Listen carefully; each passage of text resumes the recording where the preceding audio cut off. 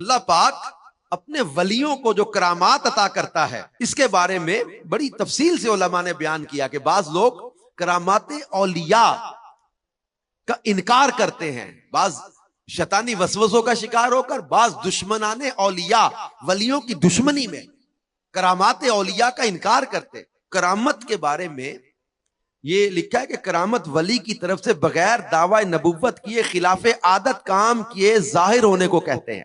کرامات اولیاء حق ہے جس پر قرآن و سنت اور اسلاف کی کتب سے کثیر دلائل موجود ہیں۔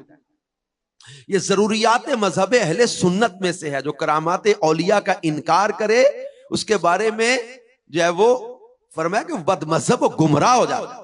اب اس کرامت کو سمجھنے کے لیے ہمیں قرآن پڑھنا ہوگا۔ بعض اوقات یہ کہتے ہیں جناب غوث پاک کی کرامت پھر آپ قرآن پاک سے دکھائیں۔ غوث پاک رضی اللہ عنہ حضور علیہ السلام کی امت کے ولی ہیں۔ حضور صلی اللہ علیہ وآلہ وسلم پر قرآن اللہ پاک نے نازل فرمایا، مکمل ہو گیا۔ اب کرامات اولیاء کو سمجھنے کے لیے قرآن پاک سے ہم لوگ ان چیزوں کو پڑھیں گے، سمجھیں گے تو ہمیں وہ دلائل مل جائیں گے۔ اب اللہ پاک نے قرآن پاک میں پورا واقعہ بیان کیا۔ سلیمان علیہ السلام نے فرمایا، اے درباریو تم میں کون ہے کہ وہ اس کا تخت میرے پاس لے آئے قبل اس کے کہ وہ میرے حضور مطیع ہو کر حاضر ہوں۔ ایک بڑا جن بولا، میں وہ تخت حضور میں حاضر کر دوں گا قبل اس کے کہ حضور اجلاس برخاست کریں، اور میں بے شک اس پر قوت والا امانت دار ہوں۔ اس نے عرض کی جس کے پاس کتاب کا علم تھا۔ اب یہ سمجھنے کی چیز ہے۔ حضرت سلیمان علیہ السلام نے ملکہ بلقیس کا تخت لانے کا کہا۔ سینکڑوں من وزنی وہ تخت، 80 into 40 طول و عرض کا وہ تخت، اور کتنی دور ہے ملک سبا، وہاں سے لانا ہے۔ اور بڑا جن بولا کہ میں آپ کے دربار کا وقت ختم ہونے سے پہلے لے آؤں گا۔ حضرت سلیمان کے دربار میں اب کون بولے؟ قال الذی، وہ شخص بولا، عندہ علم من الکتاب، جنہیں کتاب کا علم دیا گیا تھا، جن کے پاس کتاب کا علم تھا۔ انہوں نے کیا کہا؟ حضور میں آپ کی پلک جھپکنے سے پہلے آپ کی دربار میں وہ لے آؤں گا۔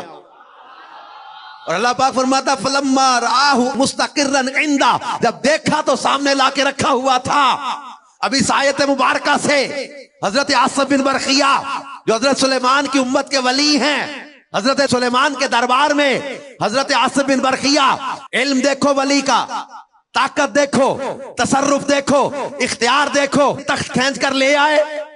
اتنا وزنی تخت، حضرت عاصم بن برقیہ کی کرامت قرآن بیان کر رہا ہے۔ تو پھر جب حضرت سلیمان کی امت کے ولی کی طاقت کا یہ عالم ہے تو میرے مصطفیٰ کی امت کے ولیوں کے سردار کی طاقت کا عالم کیا ہوگا؟ مشکات شریف میں حدیث ہے، حضرت عمر نے مدینہ المنورہ سے حضرت ساریہ کو آواز دی، مقام نہاوند میں تھے، آواز کو سنا، عمل بھی کیا، فتح بھی ہوئی۔ حضرت عمر تو مدینے میں تھے، حضرت ساریہ رضی اللہ عنہ ایران کے مضافات میں تھے۔ یہ دور سے آواز دینا، دیکھنا، سننا، یہ کرامات کے باب میں بیان کیا گیا ہے۔ تو اللہ پاک کے ولیوں کی کرامات کو اپنی عقل پہ پرکھ کر ان کرامات کا انکار کر دینا یہ جہالت بھی ہے۔